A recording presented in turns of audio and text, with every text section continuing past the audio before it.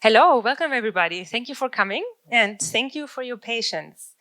I'm really happy you're all here. My name is Mittendrein. I will be moderating tonight. I'm active with FLUCC, and this is my guest for tonight, Costas Lapavitsas, whom I will introduce in more detail a little bit later. But for now, a very warm welcome to you, Costas.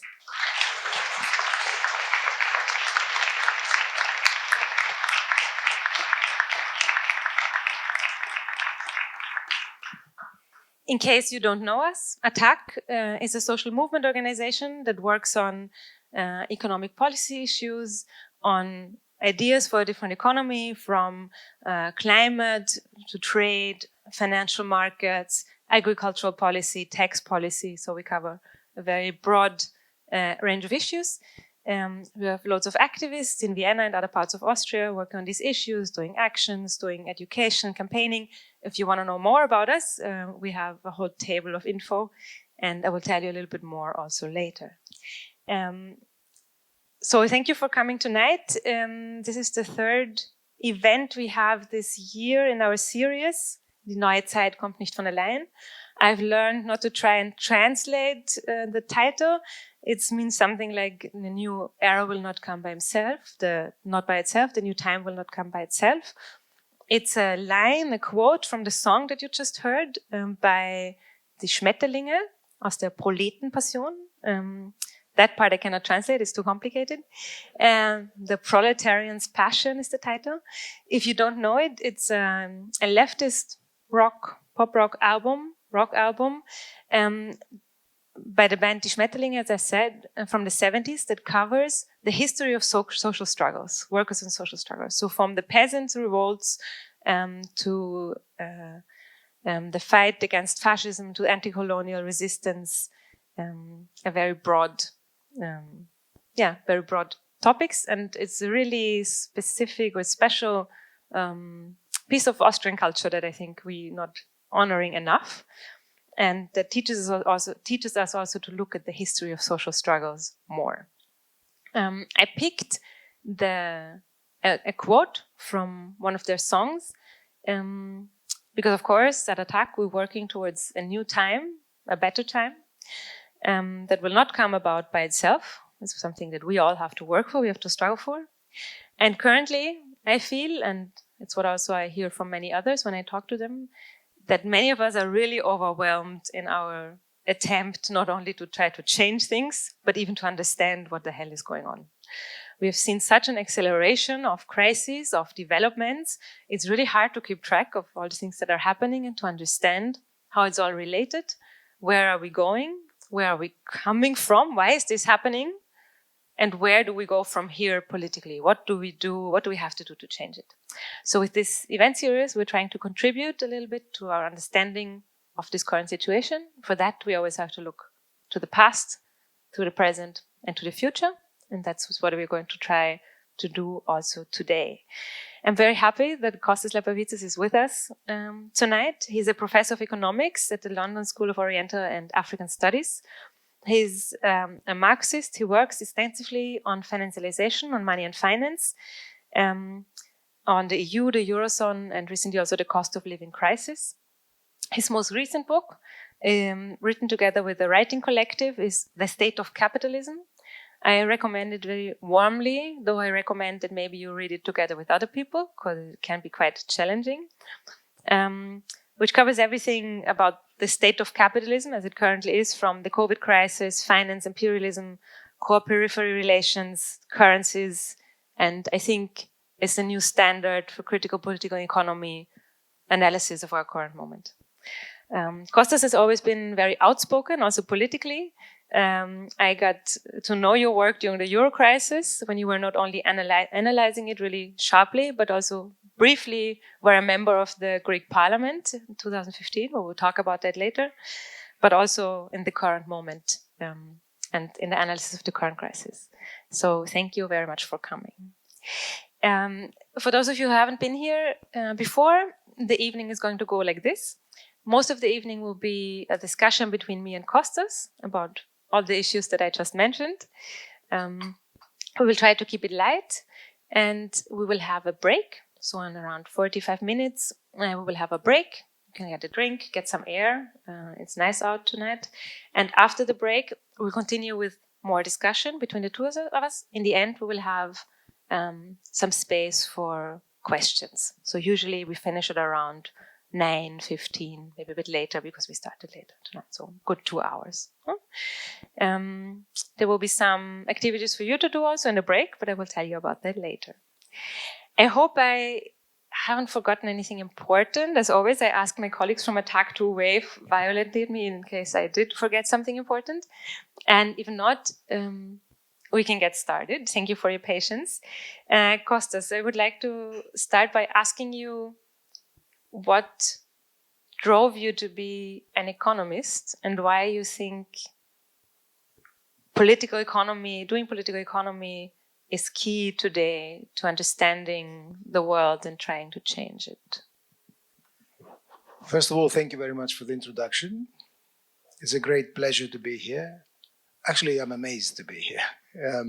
I've never been to anything like this before, and I can only warmly congratulate those who organize it. It really is very inspiring. It's a very unusual event.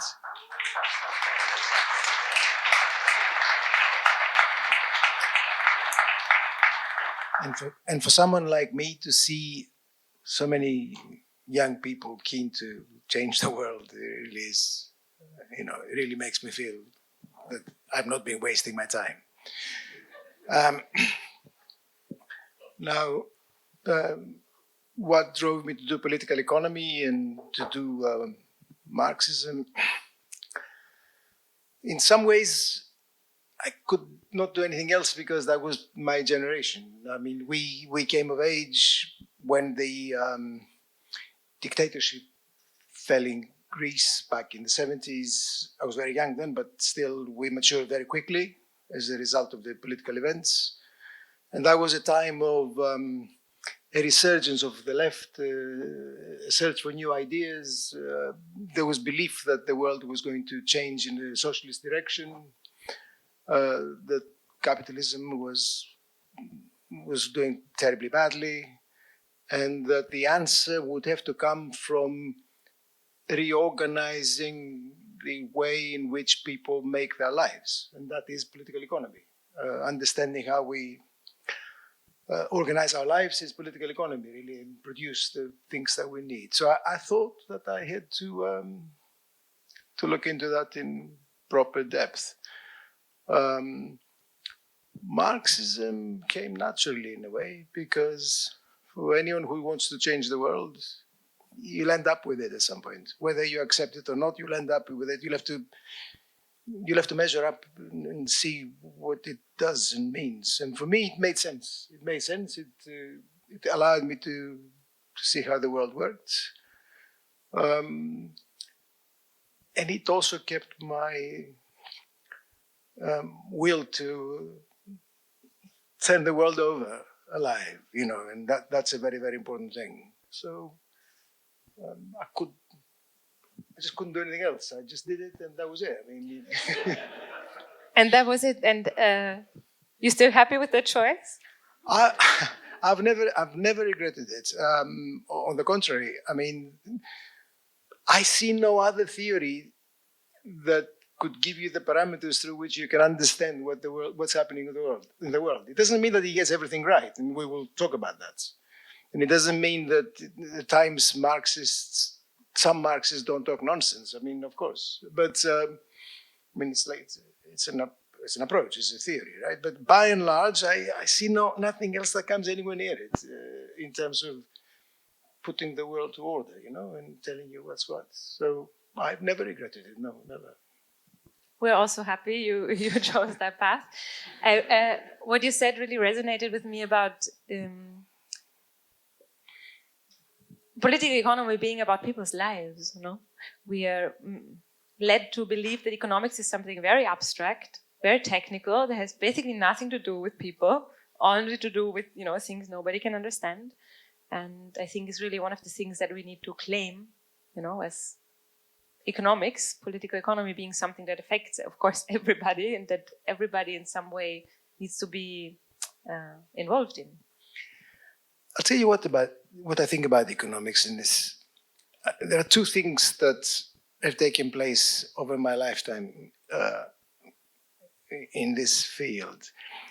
The first is that mainstream economics has become more and more abstruse and less relevant. I mean, I know because I teach it, right? And I was trained in it. I'm not, so I understand it. Although some of the economics that some of the younger people do right now in the big universities, you've got to be a mathematician to get into it. It doesn't tell you anything about society. It tells you a lot about the mathematics. But it's become more and more abstruse and more technical and less relevant as a result. In fact, I look at the last 40 years, I see nothing of value really over time. I mean, I'm pretty sure, because I take an interest in the history of economic thought as well, and I'm pretty sure that nothing will remain of this, or very little will remain of these last 40, 50 years. So that's one thing. It's become Baroque, you know, very detailed and less relevant. On the other side, political economy and Marxism, after the shocks of the 70s and the 80s, the collapse of the Soviet Union, the retreat of socialist ideas and so on, there was a readiness to say that political economy has had its day. We need to move towards a different understanding of Marxism that will stress rights, morality, philosophy, aesthetics. We've become too economic determinists. Right? And a lot of Marxism moved in that direction. That's not right. That's not right. And I'm glad to see that we're going back towards political economy now, because you need political economy as a foundation, whatever else you might say. So I'm delighted to see that political economy, Marxist political economy, is coming back. So from the laughter that I heard from the audience, that leads me to a question to all of you. Maybe can you give me a raise of hands? Who is like a student or was a student of economics? Oh, that's a lot of you. Okay, I wasn't really expecting that. Thank you. Also something else. It seems I lost my pen. Could maybe somebody from ATTAC help me out for a moment? Thank you. If you've been here before, this type of thing happens to me always. So let's jump to the current state of the world. Well, thank you. Thank you, Hannah. After we've talked about your approach, we named this, you know, the talk of this evening, how capitalism works today. What is the state of the world economy? How is capitalism doing today? Well, I think the argument should be how capitalism doesn't work today. I mean, because clearly there are profound problems, and you can see them in different ways across the main centers of capitalist activity across the world. And in this book that you mentioned, that I did with a large group of colleagues and researchers, that's what we tried to outline. I think the main issue, certainly for the established historic centers of capitalist accumulation, the United States, Europe, Japan, right? The main issue there is the sustained weakness of capitalist accumulation. Capitalism is about accumulation. That is, capital is invested, it generates returns by exploiting workers and so on. Then it incorporates the returns back into capital, it gets bigger and bigger, it accumulates. It's the Moses and the prophets, as Marx said, and this is very true. If accumulation doesn't proceed dynamically, then capitalism is not dynamic. And that you can see in terms of growth. One way of looking at it is in terms of growth. Growth is a reflection of accumulation. And if you look at growth performance of the United States, of Japan, and of Europe, it's appalling. I mean, the growth performance in the 2010s was the worst since the 70s. And this decade will be even worse than the 2010s. So basically the mechanism of accumulation, the internal dynamic is not there. At the same time, you see independent centers of capitalist accumulation emerging away from these historic centers. Japan, China, India, Brazil. So they've got their own problems, which we can discuss, for sure. But the configuration makes for great complexity and the system malfunctioning as a whole. And it is this that we've got to understand. I mean, capitalism left to its own devices, as it has done for 40 years, produces this incredibly problematic economic outlook. The implication is that you get political monsters emerging, hegemonic struggles, conflicts, potentially war. These things are connected. They're not, I mean, when the economy malfunctions in that way, you get all kinds of outcomes of that type. So I think that's the main issue that we've got to be discussing today. Understand that. So you talk about weak accumulation, and you said we can see that in growth that has been weaker than it has been for decades, and then what would be needed to sustain accumulation. Where else do we see that accumulation is weak? Like, how can we analyze this in the economy? Like I said, accumulation is about capital being invested, exploiting workers, creating returns, surplus value, profit, putting it back into capital and getting bigger and bigger. If this is malfunctioning, it must be malfunctioning because the returns are not very great. And why would that be? What is occurring there? One key thing here is that investment, in other words, the putting of the surplus back into production, has been phenomenally weak for years. Big business doesn't invest like it used to, certainly not in Europe. There's a sustained weakness of investment. The second thing that's been happening, which is equally important, is that these investments taking place in new technologies, particularly because that's what capitalists do, for 40 years, right, have not generated the outcomes that historically have been associated with this as far as productivity of labor is concerned. You see, think about it. What does capital do? Create a profit, put it back in, new technologies. As you put in new technologies into production, you improve the productivity of labor, you cheapen the goods, you exploit more the workers. But productivity of labor must rise. In that way, that's why capitalism is such a revolutionary system, right? Labor becomes more productive through investment. Well, that's not been happening. That hasn't been happening. The productivity of labor has not been rising. Investment has not been increasing. The new technologies, despite all the talk, have not been increasing the productivity of labor on average. So how do you get returns? By squeezing workers then. If that's not happening, if you can't get returns by making people more productive and investing more, you squeeze them. You put pressure on wages. And that's what we've been living through. Weak productivity growth, weak investment, and sustained pressure on the living standards of working people. Europe in particular is a right black spot for that. And we need to come to terms with it. We need to think of what to do. We would require intervention and a push from below for that to change, because the ruling elites cannot do it. They will not deal with it. Which is interesting, because it would be sort of their job, to keep the system going. It's not the system we want, but just to clarify maybe a bit, if you're not so familiar with these terms, productivity of labor, what does it mean for the productivity of labor to rise? That means that you have some technological change that allows you to produce more, the same amount of employees or working hours, which makes you more profitable. And as Costas, as you have said, if that doesn't happen, you have to find some other ways to squeeze more money out of your workers. You put pressures on wages and working conditions. Historically, capitalism, of course, does both these things. But you have described the productivity is not increasing as it has been.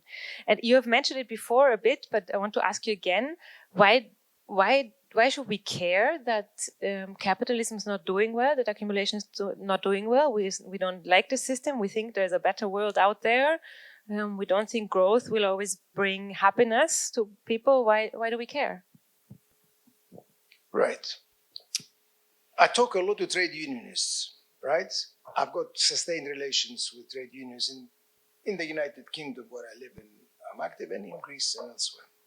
when I mention productivity of labor to trade unionists, they instinctively look for their gun, right? because they know. What kind of trade unionists do you have in the UK? Some of them are pretty wild, I tell you. So they immediately, they get all aggravated and they look at me askance. And it's clear why. Because when you talk about not raising the productivity or raising the productivity of labor, usually they think of the boss who comes and says you're not productive enough, and then they squeeze you and they make you work harder and the rest. So it's very, very important to be clear about it. That's not what we're talking about, right? Having said this, we do recognize that in the capitalist system, if the productivity of labor doesn't rise, then the system cannot work, right? The system gets stuck. Capitalism with lack of productivity growth is stagnant capitalism, and that generates monsters, as I've indicated. That's a very problematic state to be for this society, because it's geared on accumulation, a constant accumulation. When I said that the productivity of labor doesn't rise, it doesn't rise because there is not enough investment, and the new technologies don't do it. That's the mechanism truly for the capitalists. Why should we care? Ultimately, people get better in terms of access to goods, better housing, better conditions of life as the productivity of labor improves. That is also a social condition. We become more productive. We use natural resources more effectively for our needs. Capitalism does that while also not caring about nature, right? While also destroying nature, because it looks after itself and goes for profit. So we care about the productivity of labor, but we also care about nature. So we need to be looking into it and thinking, how can we make sure that productivity rises, we become more productive, more capable of meeting our needs, while also defending nature and defending the environment. That is the task for our time. That is the task for us. That is how we should understand, socialism for the present time and the future. That's why it's important to understand that. And as you said, if the system is not working, it creates monsters. And these monsters is something we will talk about more on later. But I want to go back a little bit to look what happened to put us in this sort of state of perpetual crisis. One of the focuses of your work is financialization and financialized capitalism. So the era, as you might say, of capitalism that we live in is that of financialized capitalism. Depending on what theories you apply, you can look at different times in capitalist development and see what is the leading sector that shapes how the economy works overall. Could you explain what is financialization? What is financialized capitalism? Sorry. I think that's one of the most interesting approaches and ideas that have emerged from the Marxist tradition. Originally, that's where it came from. And then it became very, very widely used in social science to capture what's happening in capitalism, or has been happening the last few decades. Let me take you back a little bit. Since the early 80s, or late 70s, since the days of Maggie Thatcher in the United Kingdom and Ronald Reagan in the United States, which I'm sure to a lot of you here will seem like the time that the dinosaurs were moving around the earth. But to me, it doesn't seem that long ago. But since those times, we've been living in what is called a neoliberal regime. Neoliberalism is not a state of capitalism per se. Neoliberalism is an ideology and a set of economic policies, basically, right? So we've been living in that period of neoliberalism. If you look below, or underneath, or beneath the ideology and the policies, and you look at how the economies of these areas and countries worked, and understand why neoliberalism dominated, you will see two main trends, both of which continue today. The first is the globalization of capital, right? And I'm sure you've come across that term. Now, we've got to be careful about this. Capital is born international from the very beginning, right? Capital was international from the days that the Italians began to trade with boats across the Mediterranean because they invented capitalism, right? Or from the days that the English used the ships to trade across the world. So capital is international from the beginning. However, globalized capitalism is actually quite different, because what becomes internationalized then, as it has done in the last 4 decades, is production. It's one thing to globalize trade, right? You can trade across the seas, and you can do that in the 13th or the 14th century or the 15th century. It's another thing to lend money across borders, right? You can do that. I mean, some phenomena like that can be found really in the depths of time. To produce across borders is an entirely different kettle of fish, because obviously you send capacity abroad. That is a very risky thing. You've got to be able to be certain that they'll be protected and that the production will be integrated with where you are and so on. It's clear. Producing across borders is a big step for capital.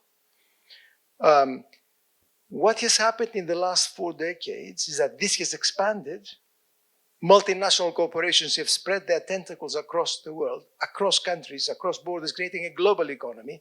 And interestingly enough, what they've done is to create this globalized system of production, oftentimes without owning the productive capacity abroad. So what they do is they create global value chains, so global production chains. So you get a big American multinational, they tend to be American, right? But not only. You get a big American multinational, it controls capacity, but it doesn't necessarily own the factory abroad. It subcontracts it. So it allows a capitalist who might be Turkish or might be, I don't know, Brazilian or might be whatever it is, to retain property rights over the factory, but link to the global chain. So you create this integrated, this articulated network of production across the world, which connects various countries and shifts goods across borders, and that is how the system works, and that is how global trade works. A lot of what you hear as global trade is basically movement of commodities within these chains. It's very, very important to understand. That's how you would understand what Trump is doing as well at the moment when we come to this.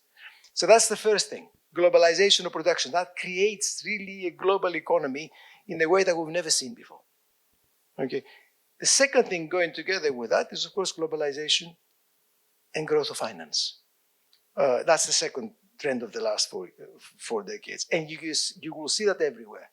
Finance has become enormously bigger compared to the past, and it has become global at the same time. It dominates everyday life. It has penetrated the life of working people. You rely on banks for mortgages, for schooling, for health, and so on. And it has become global in the sense that it trades across borders. Global markets relate to each other. So you get globalized production and globalized finance. Financialization is really the rise of this financial sector and accompanying globalization of production. This transformation of capitalism is of historic importance. These two types of capital, globalized finance and globalized production, are the most aggressive forms of capital that we've known in history. They want to eat up the world, basically. They want to spread everywhere. So financialization is about that at this broader general level. And it affects everything. It affects everything in everyday life, and it affects everything in economies and societies. Thank you. I want to point out again, because I find it really important that you made this distinction that globalization is not about trade. One good goes to another country, another good comes to this country, but it's about the globalization, the internationalization of production chains. I find this really essential. And then financialization is something that accompanies this process, that goes intertwined with this process. But financialization does not only affect global production chains, as you have said, it's also something that affects all of society. How does it do that? Big business, the globalized business that I mentioned, or even less globalized big business, because not all big business is globalized, right? Certainly not, and not all national business is globalized. But big business today connects to finance, of course, but it doesn't depend on finance. And I say this because a lot of people get misled and confused about this. Big business sits on enormous amounts of money at the moment, liquid capital, which it uses for financial and other transactions itself. You know, Amazon, Microsoft, these huge enterprises that have tentacles across the world have got access to vast amounts of liquid funds. They don't depend on banks to give them liquidity, right? They have a lot of it. So in a sense, they've become financialized themselves. They sit on piles of money which they transact with. In this context, financial institutions have begun to look for other activities and other ways of making profits. And much of that has meant penetrating everyday life, beginning to lend money to working people. And working people have become drawn into finance in ways that we've never seen before. Even in my lifetime, right? I mean, the idea that you would depend on debt, financial provision of funds and so on to meet everyday needs, to meet your schooling, to meet your education needs, to meet your housing needs in the same way was unthinkable. But that's become normal. And in that way, the working life of individual people has become financialized because it's dependence. You create debt. Part of your income becomes interest paid to the financiers. So in that way, financialization penetrates society. And one more thing, before you hit me with another question. The financial interest, because that's a sector, right? There's a very powerful people that make a lot of money. The financial interest penetrates society, it's everywhere. And the other thing it has done the last 3 to 4 decades is to acquire enormous influence over policymaking. So if you look at how economic policy and social policy is made in the United States, for instance, or in the United Kingdom, and increasingly in Europe, if you look at how policy is made, heavy influence comes from finance. In other words, how taxes will be, right? What will happen to public spending? Who will support what? The heavy influence comes from finance. And that also is an outcome of financialization. The big financial institutions exercise a hell of a lot of pressure and influence on government policy. So that's another aspect of financialization, which is of crucial importance. Thank you. Sometimes it can be a bit difficult to make the connection to these debates about financialization of society in Austria, because in some ways our social security system works differently. Like in many countries, a pillar of financialization is like the move from public pension systems towards financialized pension systems where you pay into a fund. We don't have that, so people sometimes think like, okay, yeah, we don't really have this problem. So just want to like expand that. Of course, many people have private pension insurance also here because the public system does work well, but it's constantly being undercut. We have a larger and larger dependence on other types of insurance, which is also, insurances are financial actors. We have the rise in debt, in private debt that you have mentioned, and all these small forms of debt that I think are growing more and more, all these types of leasing and, buying on credit, short-term credit, Klarna, all these types of things, that's all forms of financialization. So I just wanted to add on that because sometimes these debates can focus very strongly on the model that you have in the US and the UK, and it just looks a bit different here, but we're still part of the same world, no?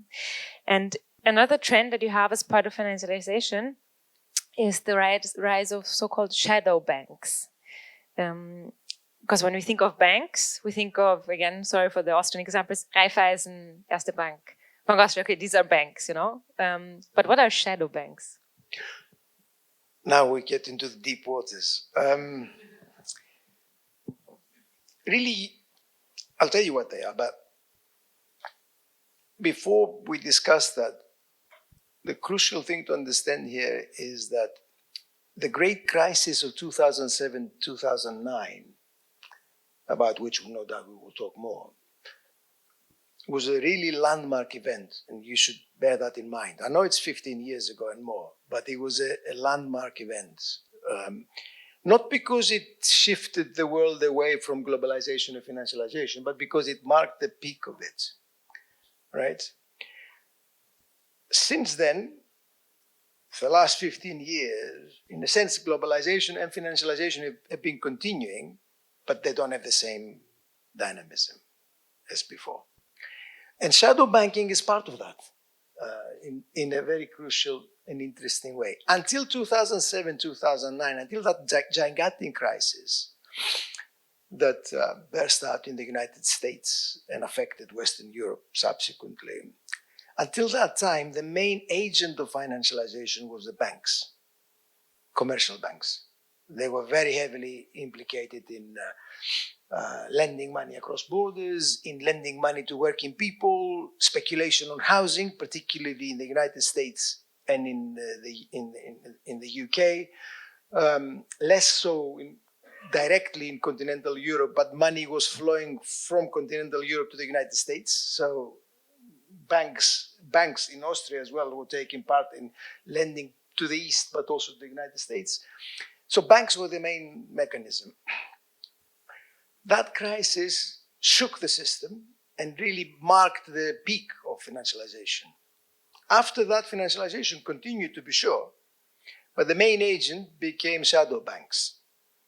And shadow banks is a term that you might have seen. In a sense, it's a misnomer. They're not really banks. What they are is portfolio managers. They're basically securities dealers, right? They're big businesses, BlackRock, for instance, or Vanguard, right? They're big businesses that do not lend directly. You can't go and say, I want to make a factory, please give me some money, and I will build a factory and pay you back. What they do is to buy securities and to issue securities. They transact in securities all the time. So they basically manage a portfolio of securities in the big stock markets. They are, to a certain extent, managers of securities and speculators. They are the dominant player now. They've become the dominant player in the large, established capitalist countries, the United States, continental Europe, Japan, and elsewhere, and they're the large dominant players across the world. They're the main player of in shifting money across borders. They've become more important than banks. And the fact that financialization has moved in that direction is important because they influence policy now. Well, who makes policy in the United States? Who influences policy in the United States? It appears to be Trump, right? Who is behind Trump? If you look at it, you'll see it's Wall Street. The people he's appointed to run the economy are all Wall Street types. And the influence there comes from these shadow banks to a large extent, right? And he's not touching them. We'll come back to that. He's touching everything else except for them. Right? That's not accidental. So these people are basically speculators, rentiers, buyers and sellers of securities. They play games on the stock market all the time. That has been the capitalism of the last 15 years and more in Europe, in Britain, in the US. Thank you. Thank you also for the explanation that it's really a misnomer. I've always found the word shadow banking really confusing because these are not banks, no? And as you said, it's more accurate, more helpful to think of them as portfolio managers, you know, funds, enterprises that invest in securities. You have very elegantly also shifted us already towards the financial crisis of 2007, 2009, which is where I'd like to go next. The financial crisis is when I became politically active. And we are not doing a history lesson today, but we're talking about what, or not really necessarily what happened, but why is the financial crisis still important today? What did it change besides, you know, letting shadow banks rise? Let me make one more point about shadow banks and then I'll tell you about this. Add a short one, please. I know. Keep reminding me because if I start talking about that, we'll be here for hours. one thing about these institutions, the portfolio managers, is that they change the property structure. It's very, very important to understand. You see, capitalism is about property, right? Never forget that, because people say it's about creating jobs, and jobs, my left foot. It's about property and profit, right? It's always about that. And neoliberalism, in the end of the day, is about defending property rights, never challenging property rights, and attacking labor rights. Right? These are the two main conditions of neoliberalism. Shadow banks have had a material impact on property rights, and it's very, very important to understand how. And I say this because some of the securities that they buy, and some of the people who buy the securities that they issue, are themselves pension funds, working people's pension funds, right? They buy the securities that these large shadow banks create. So working people's pensions are attracted to this and attached to it. The insurance companies that we talk about, they're also implicated in that. So if you ask who owns what, as you must in capitalism, because it's about property in the end of the day, right? It becomes very, very difficult to work out who owns what. You understand? You issue shares. The shares are bought by somebody else. They issue themselves securities about their own business. They are bought by somebody else, and then it becomes an articulated chain, and you never know who owns what. And that suits the ruling class. That suits them. This opaque way of having property rights. I mean, they know themselves what they own, right? They are never wrong about that, and they defend it tooth and nail. But it becomes very difficult to put your finger on it.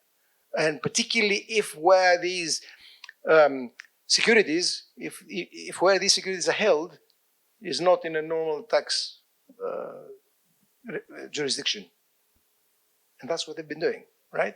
So the ruling class is not only rich, but its property rights have become very difficult to put your finger on and lodged in difficult places to tax. It's characteristic of the last 4 decades. And very, very important to remember about shadow banks. They play a key role in this. Now that I got this off my chest, let me tell you about the crisis quickly. That crisis catalyzed a lot of events that followed. It was a gigantic crisis because it showed at once that financialization, without the intervention of the state, would have collapsed in a very short order of time. And I say this because I've spent my working life trying to combat all this stuff that comes out of the American universities and so on about the good market and the bad state and the fight between the market and the state and all this nonsense that, and the state cannot intervene because the market is so powerful and there are global businesses that dictate what happens, and poor little states sit back and watch the big businesses, and all that is woeful, right? So when the big crisis happened in 2007, 2009, I can tell you in all honesty, if it wasn't for the United States government, there wouldn't have been a bank standing in the United States, right? They would have fallen like a deck of cards. Bad banks as well as good banks, because that's what happens in a systemic crisis, right? They all fall. So the crisis brought the state back, or at least it showed that the state had never gone away. But it did more than that. You see, how did the state intervene? That's crucial to understanding contemporary capitalism. What did they do in 2007, 2009, when the banks were in danger? They mobilized tax money. In other words, public money. In other words, the money they collect from people, from your wages and everybody else. They mobilized tax money, gave it to the banks to shore up their capitals because banks were making losses. Equally important, and in the long run, more important, they mobilized the central bank. The central bank doesn't create capital, hasn't got any. Capital comes from the pockets of everyday people taken through tax. But the central bank creates money. And the modern state, the neoliberal state, which dominates the historic centers of the world accumulation, has got monopoly control over money. It's the only agent that can issue the final means of payment, right? Where the buck stops, where value becomes the last resort for paying. They've got monopoly over it. They mobilized the central banks and created floods of money. We've never seen anything like it, right? The central banks generated liquidity hugely, saw to it that banks that had been hit could survive by getting this cheap liquidity. And then after that, continued to create liquidity through what is called quantitative easing. In other words, they sustained the economy by creating money. The expansion of money by the central banks, the main central banks of the world in the last 15 years is without precedent. There's never been a period of capitalism like that. That really is the foundation of financialized capitalism. The ability of the central bank to create fiat money, essentially. Money that has the backing of the state. Without that, there would have been no financialization. It would never have lasted the way it did. It is this that has created all kinds of problems that we will come to, but that's the main feature of the last 15 years. And it is important to understand that, and it's important to think of how we can use it and how we can, what does it mean for an alternative society, right? What does it mean for us to use money in that way?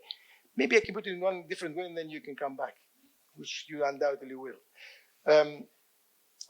Think about it. What's neoliberalism? The ideology of it.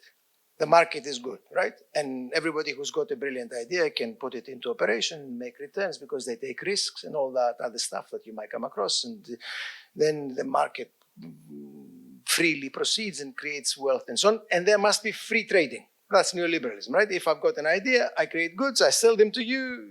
The state shouldn't intervene to control the prices. Let the market do what it can because it's the best mechanism. Much of that comes from Hayek, from this country. Now, fine. The most important commodity, though, in capitalism is money, right? So logic says, if you do that, you must allow money to operate in this way. If I want to create money, I create money. And so can you, and so can you. And then the monies will compete, and whoever makes the best money will dominate the market. Hayek was consistent in this. That's what he wanted. You might think he was a lunatic, but that's what he wanted, right? He was consistent. Contemporary modern neoliberals don't say that. Free market in everything except for the most important commodity, which is money. And when it comes to money, absolute monopoly. The state controls money. It's a paradox. It's a paradox at the heart of neoliberalism. And that's what gives the real power of the state in contemporary capitalism. Absolute command over the final means of payment. That's how financialization works. You know, you can have freedom in everything else except for that. The central bank decides that. And what is the central bank? An arm of the state. They pretend to be bankers. Private bankers, they're not. They're functionaries, right? And they control the creation of money, and they support the system in that way. That's what we've seen in the last 15 years, like never before.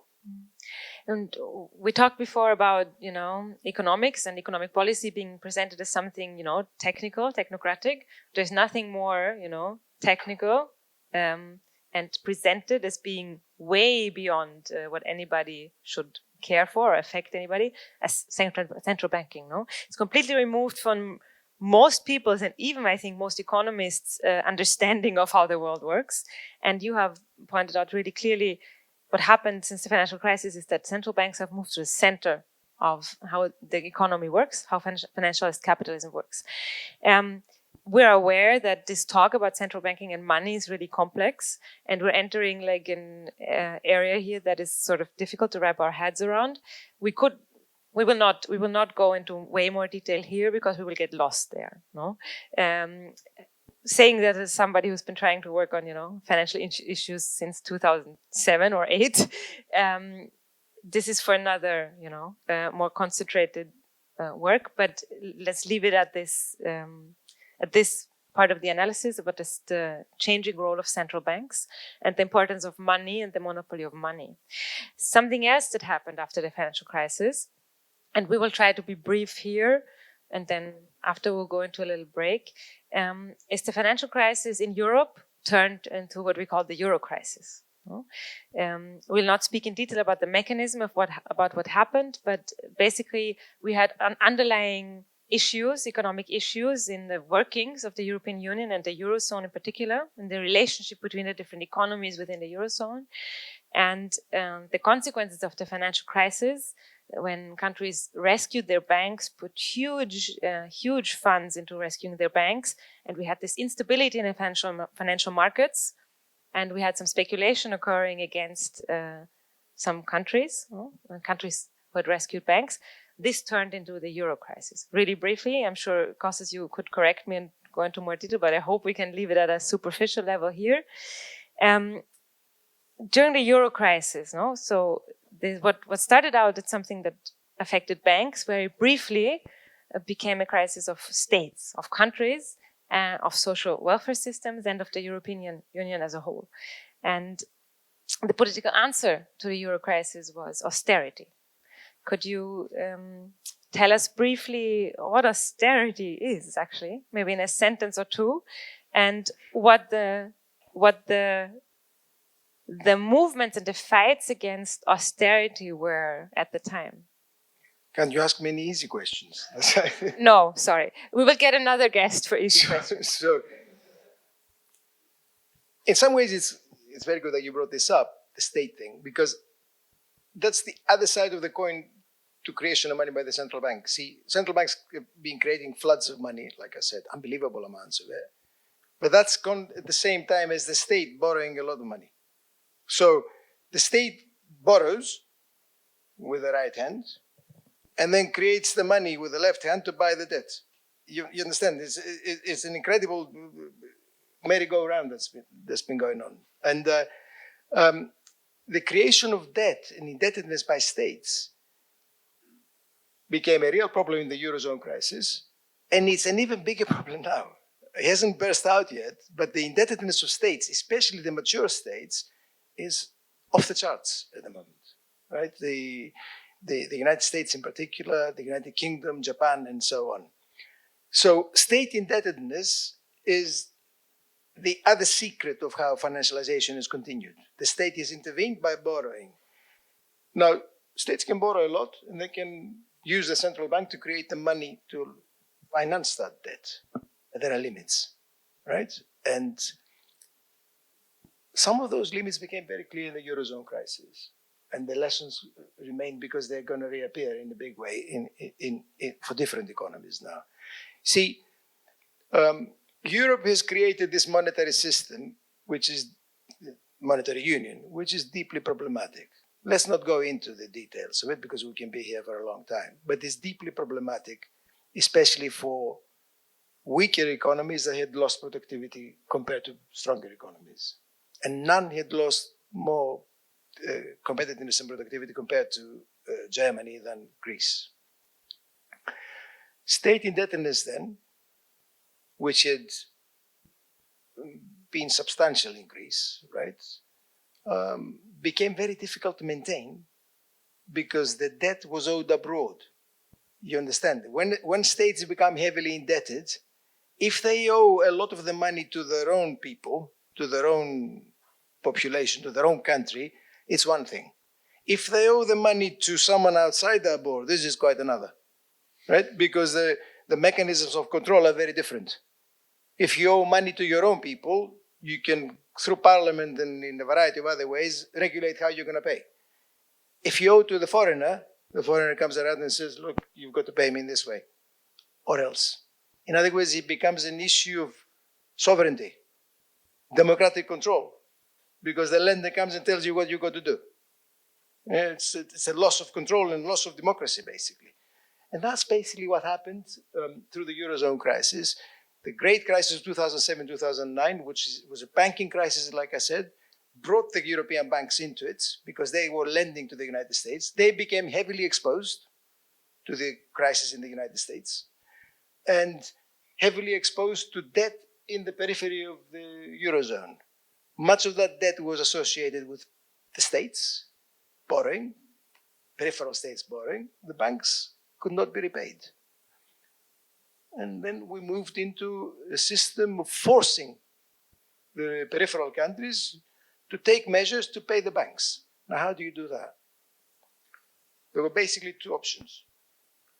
One, which prevailed, was to make the country poorer by squeezing its people, taking the money out, and paying the banks. That's austerity, right? In other words, you cut public spending. You cut real wages. You make the living standards of people lower and lower. You reduce national output. Greek output fell by 25%, right? And that generates the returns through which you can keep the debt on an even keel. You pay the foreigner, because it's the foreigner that does it. If it's domestic lender, you've got a different way of dealing with it. But if the lender comes from abroad, that was one way of doing it. The other way of doing it was you get out of this monetary union. You get out of the monetary union and you declare suspension of payments on the debt. If you get out of the monetary union, you go back into your own currency. You acquire control and command over it. You get hit, of course, because your currency will fall in price, of course. But you can get the economy going. You get out of austerity quickly. You get production moving. But that also brings about a transformation of social balance. That threatens the rule of the ruling elite, you see. And that was never accepted in Greece. They did what the lenders told them. And you see the outcomes now. Yeah. I see you're getting aggravated. Yeah, I think it's a bit much. Was it a bit much? Really? We'll see. You explained what austerity is, no? The idea is, and that is not only true for Greece, but for more countries back then and now again, is to squeeze out, money to repay debt, public debt, by cutting social spending, by increasing taxes on the masses, not the wealthy. That's not how austerity works. And by thereby depressing also the economy, this is the price you pay, to repay this debt. And there were mechanisms how countries were forced into doing that during the Euro crisis. We're going to see again a debate about, we have again also in Austria a debate about how to deal with the public debt and how to make cuts, and we're going to have a renewed debate about austerity. Back then there was these very strong mechanisms, European mechanisms of forcing countries to do that if they wanted to remain in the Eurozone, and Costas has said there was always an alternative to not remain, but that caused its own debates and oppositions, let's say. I think maybe the last question before we go into the break would be, how did austerity create the basis of this weak accumulation that we have in Europe now? Because we started this whole block, if you remember, what is the state of capitalism currently? No, it's weak. Accumulation is weak. We have a weakness of growth, of investment. What does austerity have to do with that? Yeah, you want me to answer that in 2 minutes, right? 1.5 minutes. One thing you've got to bear in mind is that we're confronting the prospect of austerity again, because I've already mentioned that states are heavily indebted. United States government is heavily indebted. It's more than 100% of GDP at the moment. In the UK, similar, more than 120% is in the US, about 100% of GDP in the UK. It's a bit less in Europe, because Europe has been sustaining austerity more than elsewhere. But there will be increased indebtedness ahead, even more than now, particularly because we're moving towards a war economy, right? And war economy in Europe means more borrowing. So basically, they will be borrowing more. And if they borrow more, they will have to take measures to deal with the debt, austerity, in other words, right? We will speak about that also later, but can we return just briefly to wrap it up, the current weakness of of accumulation? How does it date back to the austerity that we had in the 2010s? Why though austerity in this context? Austerity is important to the current configuration of power because if the state borrows and if it sustains spending in that way, there is a risk of inflation. Inflation is the enemy of financialization because financialization is about the lender, you understand? It's about the financier, it's about the shadow banker or the banker who's given you money. And if there is inflation, then the money that they've given you, whatever, the money that they've invested, loses value. So inflation is the deadly enemy of financialization. Austerity is supported by the financial interest without preconditions most of the time because it defends the value of the money that they've advanced. But austerity also controls demand, brings demand down. That's how it works.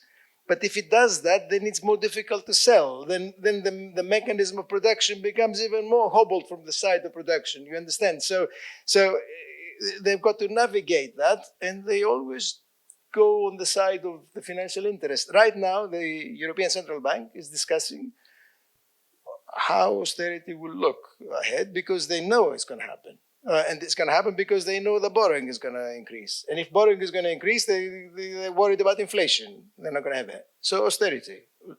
So austerity does that. It supports the interest of the financier and at the same time undermines production.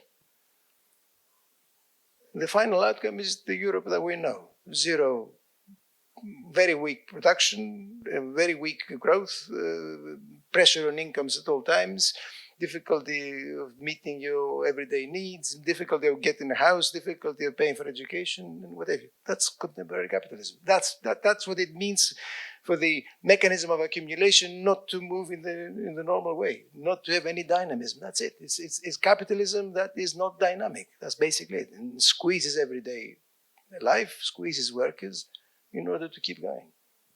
It's a very nice example of,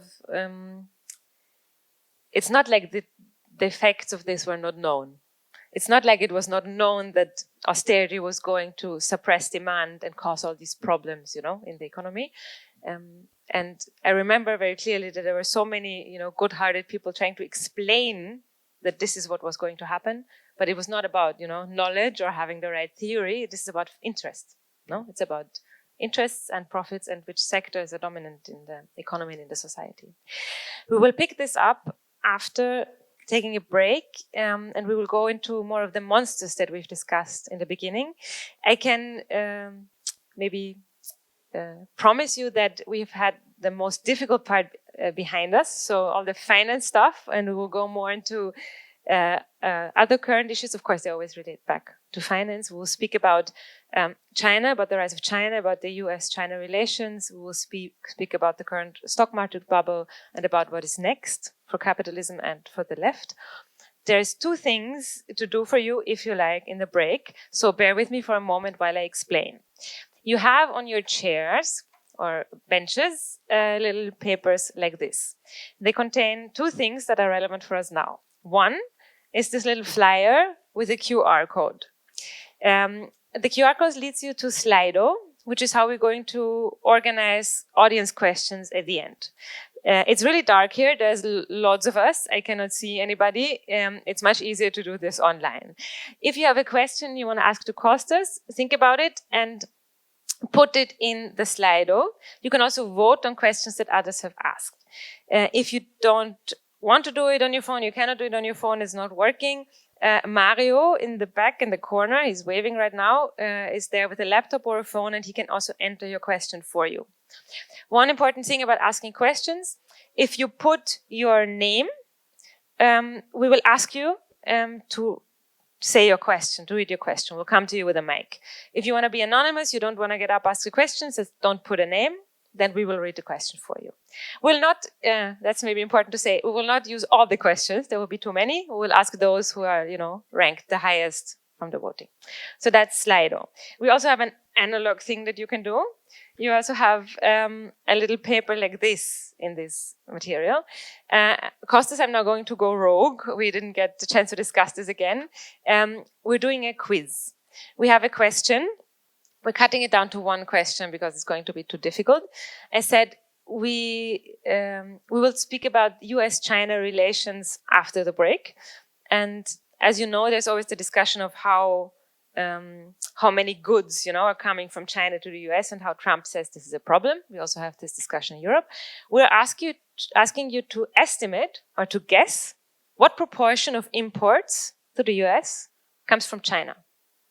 What proportion of imports to the US comes from China? Don't Google it. If you Google it, it's boring. This is not what this is about. Anybody can Google it and then, write it down. Make a guess. Think about it, make a guess, put it down. Also, I forgot to explain this last time. Put your name, please. Then, bring the little paper to my colleagues at the info table. Put it in a box. The 3 best answers, or the 3 closest to the right answer, will win a little prize. Main prize is a free drink at the bar. So, fantastic prizes here tonight. We'll do 15 minutes. Have fun. I'll see you after the break.